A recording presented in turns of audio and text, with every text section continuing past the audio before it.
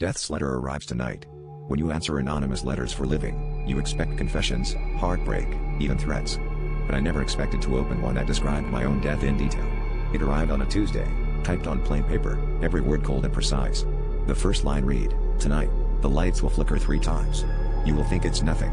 That's when it begins. I laughed it off, until, around midnight, the bulbs above my desk started in perfect rhythm. 1, 2, 3. That was when I started recording everything. At first, I tried to rationalize it. Maybe the wiring was old. But the letter had said, "After the lights, you'll hear tapping at your window, a pattern you cannot ignore." Sure enough, as I typed my next reply, a sharp, deliberate tapping began behind me. My apartment is on the 7th floor. I forced myself to check, expecting a bird or loose branch, but there was nothing, just the city's empty night. My skin crawled as I realized someone had watched me closely enough to know all these details. The next part of the letter was the worst. It described a phone call from a blocked number, a voice, my own, begging for help. I told myself not to answer unknown calls, but when my phone vibrated at 3:07 a.m., the exact time specified, I couldn't resist.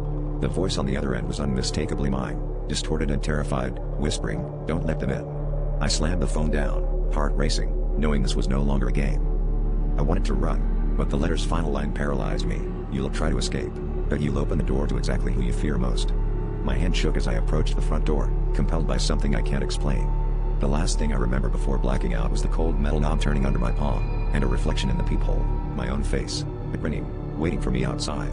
I woke up hours later, every door locked from the inside, and the typewritten letter gone.